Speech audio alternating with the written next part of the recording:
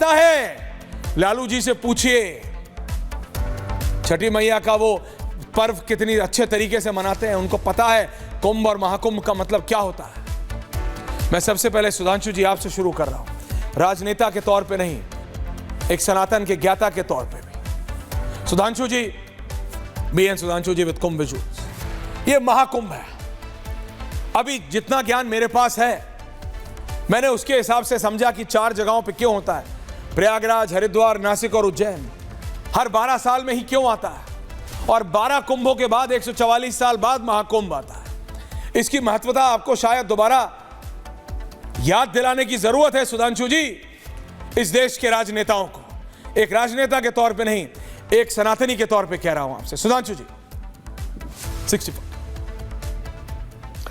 ऐश्वर्य जी, मैं एक बात कहना चाहता हूं कि 12 वर्ष में कुंभ आता है और बृहस्पति ग्रह के रोटेशन के आधार पर आता है।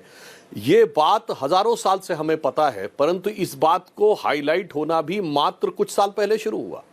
इससे पहले कुंभ की क्या छवि बनी हुई थी हमारी पिक्चरों में कि कुंभ में बच्चे 2 भाई बिछड़ जाया करते हैं, यानी वो एक ऐसा मेला है जिसमें भीड़ भाड़ होती है और खतरा रहता है जाने में कि बिछड़ जाए। अब मैं यह बात जो आपने बताई, मैं दर्शकों के संज्ञान के लिए बताना चाहता हूं, दुनिया में कोई ऐसी संस्कृति नहीं है जो सूरज और चांद के अलावा किसी तीसरे ग्रह के रोटेशन के पीरियड के आधार के ऊपर कोई पर्व मनाती हो। अगला प्रश्न उठता है कि बृहस्पति ग्रह के आधार पर ही क्यों मनाया जाता है। उसका कारण यह है कि सौर मंडल में सूर्य तो तारा है, पर उसको एक दृष्टि से, व्यवहारिक दृष्टि से ग्रह माना गया है। सूर्य के बाद सबसे बड़ा और सबसे भारी ग्रह यदि कोई है तो बृहस्पति है। सबसे स्ट्रॉन्ग ग्रेविटेशन अगर किसी की है तो वो बृहस्पति की है। अब ये साइंस को पता चला है कि हमारे सौर मंडल के बाहर से आने वाले जो मीटेरॉइड्स होते हैं, जो एस्टेरॉइड्स होते हैं, उनको बृहस्पति अपने तेज गुरुत्वाकर्षण से खींच लेता है और वो पृथ्वी को बचाने में बड़ी भूमिका अदा करते हैं। और मैं यह भी बताना चाहता हूं लोगों को कि ग्रेविटी शब्द को हिंदी, संस्कृत और अधिकांश भारतीय भाषाओं में गुरुत्वाकर्षण कहा जाता है, जो गुरु शब्द से ही निकला हुआ है, गुरु के आकर्षण से। और जो हमारे यहां कहा जाता है गुरु तमाम विपत्तियों से रक्षा करता है, यह उसका प्रतीक है। तो इस प्रकार से यह पर्व सौर मंडल के सबसे बड़े और सबसे भारी ग्रह के रोटेशन पीरियड के आधार के ऊपर है। और यह रोटेशन पीरियड वो है जो अभी साइंस को 200-250 साल पहले पता चला और हमारे यहां हजारों वर्षों से चला आ रहा है। मगर मैं क्या बताऊं ऐश्वर्य जी, उन लोगों ने हमें समझा दिया कि हम अवैज्ञानिक थे जो ये कहते थे धरती चपटी है, जो ये कहते थे धरती स्थिर है और सूर्य धरती के चारों तरफ घूमता है। और इसके लिए गैलीलियो को फांसी देने की सजा सुना दी जाती थी, माफी मांगने पर भी उसे अपराधी की सूची में रख दिया जाता था। उन लोगों ने हमें ज्ञान दिया और हमने मान भी लिया कि हम अवैज्ञानिक थे और वो वैज्ञानिक थे। इसलिए मैं कहता हूं कि कुंभ आध्यात्मिकता का प्रतीक है, उसके साथ वैज्ञानिकता का प्रतीक है और सबसे बड़ी बात सामाजिक समरसता। देखिए, मैं विनम्रता से पूछना चाहता हूं, 20 किलोमीटर लंबे घाट हैं, क्या इसमें किसी वर्ग के लिए है या उत्तर या दक्षिण भारत के क्षेत्र के अनुसार है? नहीं। क्या यहां पर कोई ऐसा घाट है कि जिसमें कहा जाता है कि ये अमुक जाति के लिए है, ये ब्राह्मणों का है, ये क्षत्रियों का है, ये यादवों का है, ये जाटों का है, ये दलितों का है? ऐसा तो कुछ भी नहीं है। क्या यहां पर किसी भी प्रकार का कोई भेद है जब व्यक्ति स्नान कर रहा होता है कि उसके अगल में कौन है, बगल में कौन है? या सामाजिक समरसता दिखती है। मगर मैं विनम्रता से कहना चाहता हूं, जहां एलानिया भेद है वहां पर भेद दिखाई नहीं पड़ता। शियाओं की मस्जिद अलग है, सुन्नियों की अलग है, बरेलवियों की अलग है, देवबंदियों की अलग है, अहले हदीस की अलग है, हनफियों की अलग है और उनके कब्रिस्तान भी अलग है। रोमन कैथोलिक चर्च अलग है, प्रोटेस्टेंट अलग है, सेवेंथ डे एडवेंटिस्ट अलग है, इवेंजलिस्ट अलग है। और एक दूसरे के चर्च और मस्जिद में जाने पर भी मनाही है, एक दूसरे के कब्रिस्तान में करने पर भी, दफन करने पे मनाही। हमारे यहां ना घाट अलग है, न शमशान अलग है, न मंदिर अलग है। और आप देखते हैं जिस ढंग का प्रभाव कुंभ में दिखाई पड़ता है, तो मुझे लगता है इसको देखकर, और फिर ये समझिए ये दुनिया को कैसी प्रेरणा देता है। 60 देशों के साधु आए हैं, 60 देशों के।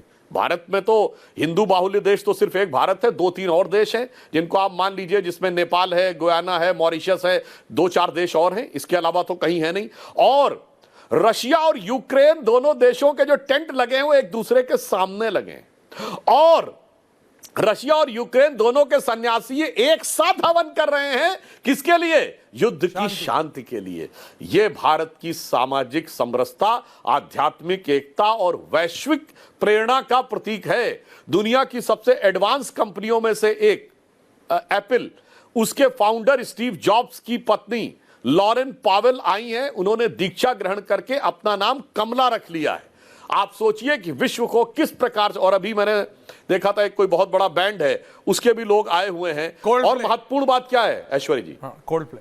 यहां पर लोग आ रहे हैं जो लोग नहीं मानते हैं हिंदू धर्म को, वो भी आ रहे हैं और श्रद्धा भाव से आ रहे हैं, और इसके बावजूद कोई उनसे नहीं कह रहा तुम कन्वर्ट हो जाओ।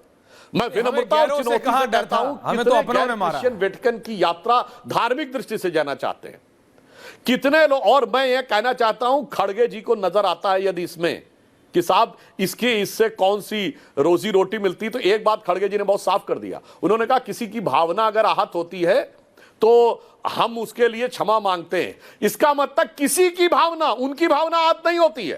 कांग्रेस अध्यक्ष और कांग्रेस की भावना आहत नहीं होती है। कांग्रेस अध्यक्ष और कांग्रेस की भावना क्या है? इरेडिकेशन ऑफ सनातन धर्म, जिसका वो कॉन्फ्रेंस करते हैं। उनकी भावना है डिसमेंटलिंग ग्लोबल हिंदुत्व। और यदि उनको यह लगता है कि इससे क्या मिलने वाला है, तो वो भी मैं याद दिला देना चाहता हूं, 2.5 लाख करोड़ रुपए का बिजनेस केवल इससे जुड़ी इकोनॉमी के द्वारा होने वाला है। टाइम्स ऑफ इंडिया में प्रकाशित एक खबर के अनुसार 1% का जीडीपी में इस बार का योगदान केवल कुंभ से जुड़ी इकोनॉमिक्स से होने वाला है। जब से कुंभ शुरू हुआ है तब से भारत आने वाले स्पिरिचुअल टूरिज्म के वीजा में 21.4% की बढ़ोतरी हुई है, जिसमें अधिकांशतः विकसित देशों से आने वाले लोग हैं, जैसे यूरोप, अमेरिका, ऑस्ट्रेलिया वगैरह। परंतु इसके बावजूद उन्हें इसमें भी कोई चीज नजर नहीं आती कि इसमें देश का विकास भी हो रहा है, देश की अर्थव्यवस्था में योगदान भी हो रहा है। पर यदि उनसे यही पूछ लिया जाता कि ये बताइए साहब खड़गे जी, तो क्या जब हज यात्रा में हज सब्सिडी दी जाती थी, उससे लोगों की भूख और प्यास बुझ जाती थी? वो तो बहुत अच्छी बात थी। और मैं एक और बात कहना चाहता हूं ऐश्वर्य जी, अंत में, बहुत से लोग जो इस्लाम धर्म के बारे में जानकारी नहीं रखते, उन्हें नहीं पता होगा कि जब आप मक्का के हरम शरीफ में जाते हैं तो वहां भी एक जल है, एक कुआं है, जिसमें माना जाता है कि दिव्य और पवित्र जल है, जिसे आबे जमजम कहते हैं। और आबे जमजम का पानी वो लोग भी पवित्रता से ग्रहण करते हैं और अपने ऊपर डालते हैं। हैसियत नहीं है किसी इंडी गठबंधन वाले की कि ये कह दे कि वहां से कौन सी नौकरी मिल रही है, कौन सा व्यवसाय हो रहा है। इसलिए भारत की इस महान विराट संस्कृति के प्रति जो उनके मन में घृणा का भाव है वो उभरता है, जबकि इसके लिए सम्मान का भाव होना चाहिए। और ऐश्वर्य जी एक बात और कह दूं, अभी हमारा 26 जनवरी का गणतंत्र दिवस का कार्यक्रम हुआ है, जिसके मुख्य अतिथि कौन थे? इंडोनेशिया के राष्ट्रपति सुभावो प्रभावो शुभ्यांतो। यानी अगर संस्कृत में पढ़े तो जानते क्या होता है? प्रभाव शोभ्यांत, जिसका प्रभाव शोभा में दिखाई पड़ रहा है, ऐसे हमारे। और उन्होंने राष्ट्रपति भवन के बैंक्वेट में जानते क्या बोला है? कोई जाके इस वीडियो को चेक कर सकता है। उन्होंने कहा भारत से हमारा नाता सांस्कृतिक ही नहीं, जेनेटिक भी है। और ये इंडोनेशिया के राष्ट्रपति ने कहा है कि कुछ हफ्ते पहले मैंने अपनी जेनेटिक सीक्वेंसिंग कराई और उसमें बताया गया कि हमारे डीएनए में इंडियन डीएनए है। इंडोनेशिया गजब है साहब। और ये देखिए कांग्रेस के समर्थक लोग क्या बताते थे, किसी का अरब का डीएनए बताते थे, याद है वो? याद है। अंकल सैम जो बाहर बैठ के बताए थे, सैम पित्रोदा। तो कहीं कहते थे यूरोपियंस का डीएनए है, कहीं अफ्रीकन का डीएनए है, कहीं चाइनीज का डीएनए है। मेरे भाई, भारत का वास्तविक डीएनए समझाइए, पढ़िए, समझ में आ जाएगा। कुंभ उसका प्रतीक है। बगैर किसी इनविटेशन के इतने लोग आते हैं, यह भारत की वास्तविक जीवंत शक्ति का प्रतीक है।